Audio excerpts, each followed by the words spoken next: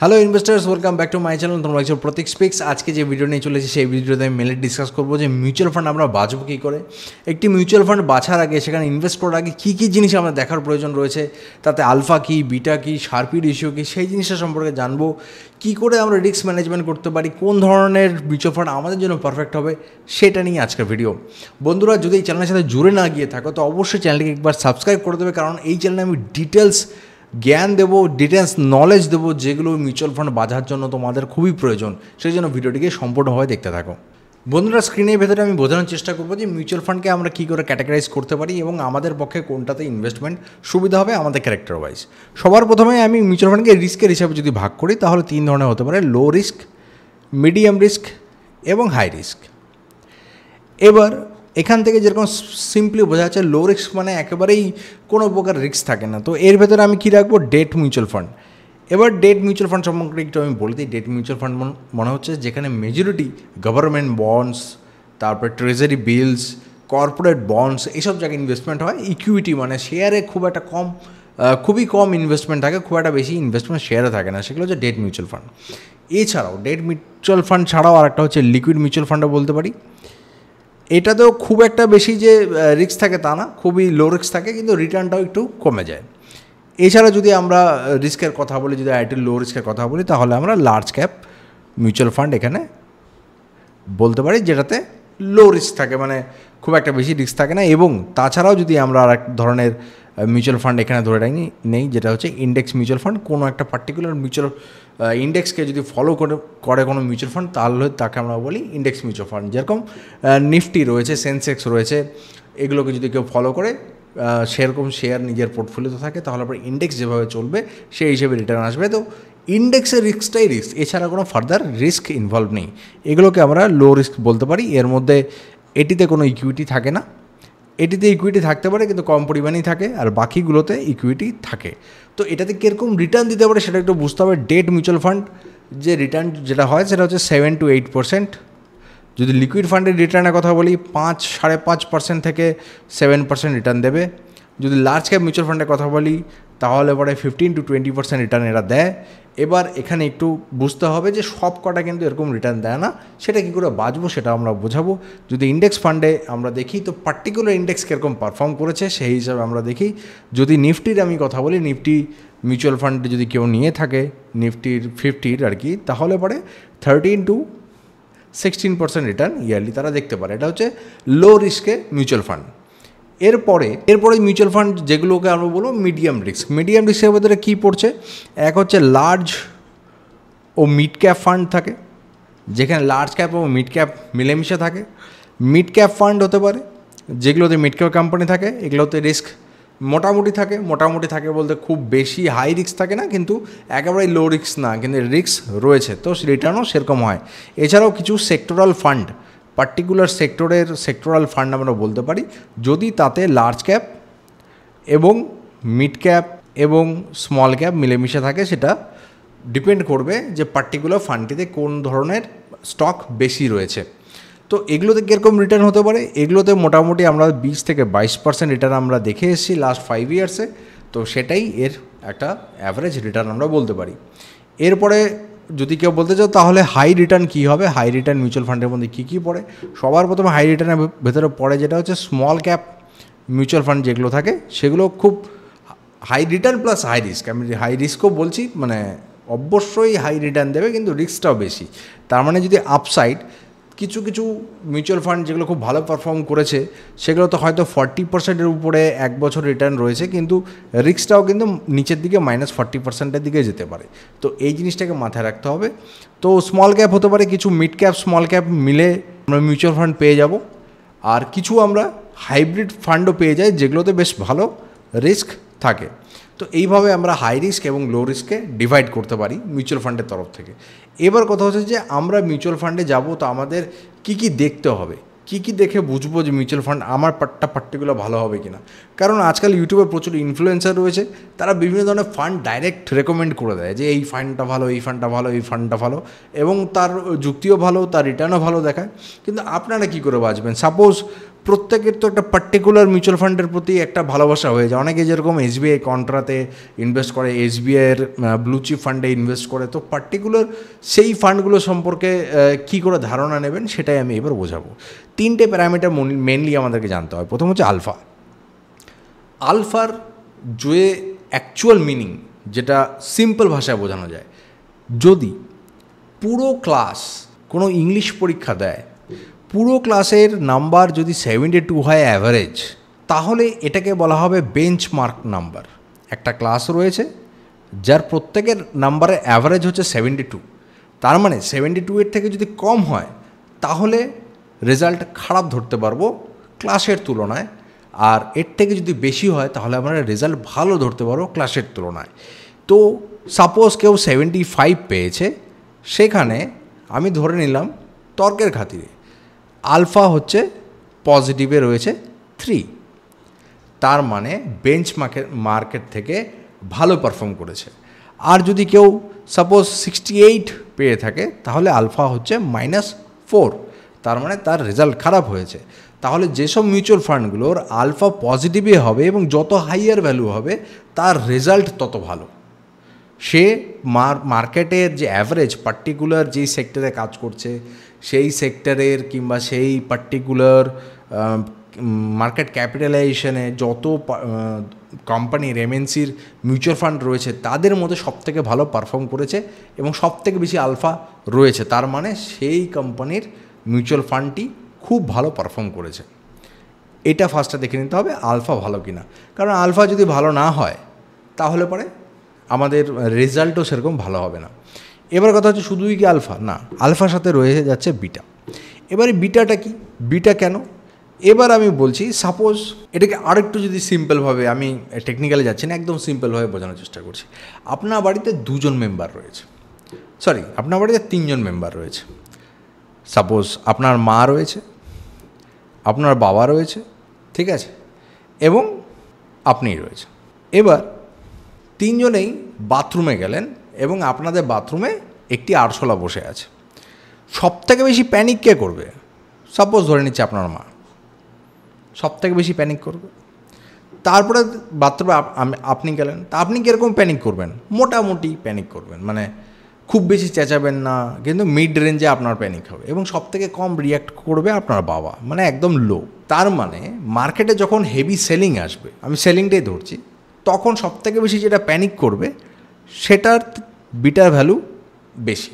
যেটা কম করবে মানে আপনি, সেটার বিটার ভ্যালু মানে ওটার থেকে কম হবে। আর যেটাতে একদমই রিয়াকশান আসবে না সেটার বিটার ভ্যালু আরও কম হবে। তার মানে বিটা নির্দেশ করে কে কতটা বেশি সেন্সিটিভিটিটা কত বেশি একটা পার্টিকুলার সিচুয়েশানে।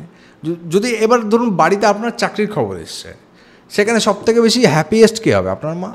ভালো সিচুয়েশনে সবথেকে বেশি লাভ দেবে। আপনি হ্যাপি তো হবেন, কিন্তু আপনার বাবা হয়তো অত ইমোশন দেখাবে না। সেই ক্ষেত্রে বিটা যেহেতু বেশি, তার মানে এখানে হ্যাপিনেস ইন্ডেক্সটাও বেশি। বিটা যেহেতু বেশি, প্যানিকটাও বেশি। এখানে আপনার যেরকম খুব একটা হাই বিটা নেই, তো আপনি খুব বেশি এক্সাইটেড নন, খুব বেশি দুঃখী নন। আপনার বাবার ক্ষেত্রে একেবারেই সেটা নিউট্রাল, মানে কম আর কি। তো এটাই হচ্ছে বিটা। এবার দেখুন বিটার যেটা আইডিয়াল ভ্যালু সেটা 1। এই মানে কি, সাপোজ কোনো মিউচুয়াল ফান্ড নিফটি 50-কে ফলো করছে, আমি ইন্ডেক্স ফান্ড নিলাম, নিফটি 50-কে ফলো করছে। এবার নিফটি 50 লাস্ট 6 মাসে 6% পড়ে গেছে, এবং আপনার যে মিউচুয়াল ফান্ডটি রয়েছে সেটাও -5.99% পড়ে গেছে। তার মানে আপনার বিটার ভ্যালু 1। মার্কেট যেভাবে ফ্ল্যাকচুয়েট করছে, বেঞ্চমার্ক যেভাবে ফ্ল্যাকচুয়েট করছে, আপনারটাও সেভাবে ফ্ল্যাকচুয়েট করছে। এবার সাপোজ আপনার আরেকটি মিউচুয়াল ফান্ড রয়েছে, এটা মিউচুয়াল ফান্ড 1, মিউচুয়াল ফান্ড 2, সেটার বিটার ভ্যালু আমি ধরে নিচ্ছি 1.2। সে কতটা পড়বে? সে কি 6% পড়বে? না, সে বেশি পড়বে। সে সাপোজ 7.5% পড়ে গেছে, তার মানে তার বিটার ভ্যালু বেশি। এবার আপনার আরেকটি মিউচুয়াল ফান্ড রয়েছে যেটার বিটার ভ্যালু সাপোজ 0.8, সেটা কী করবে? 7.5%-এর থেকে বেশি যাবে? না, এটা 6%-এর থেকেও কম পড়বে। সাপোজ 3.5% পড়েছে, যেখানে মার্কেট 6% পড়েছে। তার মানে এটার বিটার ভ্যালু 1-এর কাছাকাছি, এটা 1-এর থেকে বেশি, এটা 1-এর থেকে কম। এবার সেম সিনারিও যখন মার্কেট ভালো পারফর্ম করবে, তো আমি ধরে নিচ্ছি বিটা 1 মিউচুয়াল ফান্ড 1, এবার নিফটি ইন্ডেক্স 6 মাসে 6 মান্থসে রিটার্ন দিয়েছে 10%, খুব ভালো রিটার্ন দিয়েছে 10%। আপনার মিউচুয়াল ফান্ড ওয়ান ডে যেহেতু বিটা 1 এ কত রেজাল্ট দেবে, সাপোজ আমি যদি পজিটিভই ধরি, সাপোজ 10.05% রিটার্ন দিল, তার মানে একদম ম্যাচ করলো। বিটা 1.3 ধরে নিলাম, মিউচুয়াল ফান্ড 2 এটা কত রিটার্ন দেবে, এটা যেহেতু বিটা বেশি তার মানে এর সেন্সিটিভিটিটা বেশি, এ আরও বেশি রিটার্ন দেবে, তার মানে এ হয়তো সাপোজ 14% রিটার্ন দিল। এবার যেটার বিটার ভ্যালু কম, সাপোজ 0.7, এবার এর রেজাল্ট কত হবে, যেহেতু এর সেন্সিটিভিটি একদমই কম তো এ কমই রেজাল্ট দেবে, সাপোজ 6% রেজাল্ট দেবে। এবার অনেকে বলবে তাহলে তো আমি বিটা যেটা সব বেশি হবে, 1-এর বেশি, সেটাই নেওয়া ভালো। এটা সবসময় তো ভালো না, না। যখন মার্কেট 6 মাস ধরে ক্র্যাশ করবে, 7 মাস ধরে ক্র্যাশ করবে, তো আপনার পোর্টফোলিওকে একদম ডাউন করে দেবে। তার মানে এখান থেকে আমরা কী শিখতে পারি, মিউচুয়াল ফান্ডে শুধুমাত্র একটি মিউচুয়াল ফান্ড থাকলে হবে না, একটু ভালো রেঞ্জের ভেতরে রাখতে হবে। তার মানে কি, আমার আলফা ভালো, বিটা 1 একটা রাখলাম, আলফা ভালো, বিটা 1-এর থেকে কম একটা রাখলাম, যাতে আমার পোর্টফোলিওটা একটু মানে বেসটা স্ট্রং হয়, খুব মানে আমি যাতে স্টেবিলিটি দিতে পারি। আর একটা আমি রাখলাম যেটা বিটা একটু কম, মানে একেবারেই যদি সব কিছু চলে যায় তাহলে পরে যাতে থাকে, তার মানে একটা বিটা বেশি থাকলো, একটা বিটা 1-এর সমান থাকলো, একটা বিটা 1-এর থেকে কম রাখলো, এভাবে করতে পারি। কিংবা একটা আমি 1 রেখে দিলাম, একটা আমি 1-এর থেকে বেশি রেখে দিলাম, তার মানে আমারটা হচ্ছে শুধুমাত্র মানে হয় মার্কেট বাড়বে তো সেই হিসাবেই চলবে, মার্কেট যদি খুব পড়ে তো আমি সেই ধাক্কা নিতে রাজি। তো এই হিসাবে মিক্সিং করে প্রপোর্শন অনুযায়ী কোনটাতে কত টাকা মান্থলি ইনভেস্ট করছি কিংবা লামসাম ইনভেস্ট করছি, সেই অনুযায়ী আমাদের পোর্টফোলিওর রিস্কটাকে ম্যানেজ করতে হবে। নেক্সট হচ্ছে শার্পি রেশিও। এটাও কতটা ভালো রিটার্ন দেয় সেটারই একটা পরিমাপ। এটার একটা সিম্পল উপায় হচ্ছে, যদি কারো শার্পি রেশিও 1 হয় দ্যাট ইজ গুড, ভালো। যদি কারো শার্পি রেশিও 2 হয় তাহলে দ্যাট ইজ ভেরি গুড, ভালো ব্যাপার। শার্পি রেশিও যদি 3 অ্যান্ড অ্যাভাব হয়, এটা যে excellent, very very good, excellent. এবার কথা হচ্ছে যে আমরা কি এক্সিলেন্ট 3টা পাবো, ব্যাপার হচ্ছে না সবসময় যে 3-এর উপরে আমরা পাবো তা না, কিন্তু আমরা 2-এর কাছাকাছি মোটামুটি পেতে পারি। তার মানে আমরা 3টে ক্রাইটেরিয়া পেয়ে গেলাম, আলফা, বিটা অ্যান্ড শার্পি। এইবার আলফা দিয়ে আমরা কি দেখব, রিটার্ন। বিটা দিয়ে কি দেখব আমরা, বিটা দিয়ে আমরা এটাই দেখব যে আমার মানে ভলাটিলিটি, সেন্সিটিভিটি না বলে আমি এখানে ভলাটিলিটিও বলতে পারি, ভলাটিলিটি আমরা পেয়ে গেলাম। আর শার্পি দিয়ে আমরা কি দেখব, যে অ্যাবসলিউট রিটার্ন যেটা আমরা পাচ্ছি না, এটাও রিটার্ন দেখছি আমরা, অ্যাবসলিউট রিটার্নটাকে আমরা দেখছি, অ্যাবসলিউট রিটার্নটা কত ভালো হয়। এবার এই 3টে জিনিসের কম্বিনেশন করতে হবে আমাদেরকে। এই 3টে জিনিসের কম্বিনেশন করে আমরা পার্টিকুলার কোনো একটা ফান্ডকে চুজ করতে পারবো। এছাড়াও আরেকটি জিনিস মাঝে মাঝে আমরা দেখতে পারবো, সেটা হচ্ছে এসডি, মানে স্ট্যান্ডার্ড ডেভিয়েশন। এবার দেখো স্ট্যান্ডার্ড ডেভিয়েশন মানে কি, ডেভিয়েশন মানে হচ্ছে আমি কতটা, সাপোজ যদি আমার লক্ষ্য 100 হয়, আমি পরীক্ষাতে 100তে 100 পেতে চাই। এবার ধরো এমন পরীক্ষা আমি দিয়েছি সেখানে আমি কম পেয়েছি, 90 পেয়েছি। এবার স্ট্যান্ডার্ড ডেভিয়েশন মানে হচ্ছে যে এই যে 10-এর যে ডিফারেন্স হলো, এই ডিফারেন্সটাকে ডিনোট করে একদম পার্টিকুলার নাম্বার দিয়ে। সুতরাং কোনো যদি মিউচুয়াল ফান্ডের স্ট্যান্ডার্ড ডেভিয়েশন 10% হয়, তার মানে গত বছর যে রিটার্ন দিয়েছে, সাপোজ গত বছর রিটার্ন দিয়েছে 22%, এবার তার স্ট্যান্ডার্ড ডেভিয়েশন 10% রয়েছে, তার মানে এই বছর সে 32% রিটার্ন দিতে পারে কিংবা 12% রিটার্ন দিতে পারে। তার মানে এখানে আর একটা জিনিস আমরা বুঝতে পারছি যে একটা ওয়াইড রেঞ্জকে রিটার্নে বোঝে স্ট্যান্ডার্ড ডেভিয়েশন। তো আমাদের চেষ্টা হবে স্ট্যান্ডার্ড ডেভিয়েশনটা যত একটু রেঞ্জের ভেতরে থাকে, একটু কমের ভেতরে থাকে। সাপোজ কেউ ক্লেম করলো আমি 17% রিটার্ন দেই, কিন্তু আমার স্ট্যান্ডার্ড ডেভিয়েশন হচ্ছে 3, তার মানে ম্যাক্সিমাম সে 20% দেবে এবং মিনিমাম সে 14% দেবে। আর এখানে দেখতে পাচ্ছ যে 22% যে দিচ্ছে তার স্ট্যান্ডার্ড ডেভিয়েশন হচ্ছে 10, তার মানে ম্যাক্সিমাম তো 32 দেবে, মিনিমাম হচ্ছে 12%। সেই থেকে যদি আমরা দেখি, যদি আমাদের গ্যারান্টিড রিটার্নের কথা বলি, তার মানে আমাদের একটা নেওয়া বেটার যারা একটু সেফ ইনভেস্টমেন্ট খুঁজছো, কারণ এখানে 2% বেশি পাওয়ার একটা চান্স রয়েছে মার্কেট খারাপ গেলেও। তো এটা হচ্ছে বেসিক ফান্ডামেন্টাল মিউচুয়াল ফান্ড বাছার। এবার আমরা কি করব, আমরা একটা ওয়েবসাইটে যাব, যে ওয়েবসাইটটার নাম হচ্ছে ইটি মানি। আমি যতগুলো ক্রাইটেরিয়ার কথা বললাম, যতগুলো ভ্যালুর কথা বললাম, সবকটা ভ্যালুই এই ইটি মানি ওয়েবসাইটে অ্যাভেলেবেল থাকে যে কোনো ফান্ডের।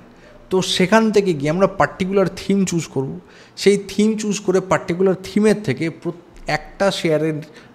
একটা মিউচুয়াল ফান্ডে নিয়ে দেখব তাতে কী কী জিনিস আমরা পেয়ে যাচ্ছি, এবং তার কম্প্যারিজন আরেকটা মিউচুয়াল ফান্ড নিয়ে দেখব তাতে আমরা কী কী জিনিস পেয়ে যাচ্ছি।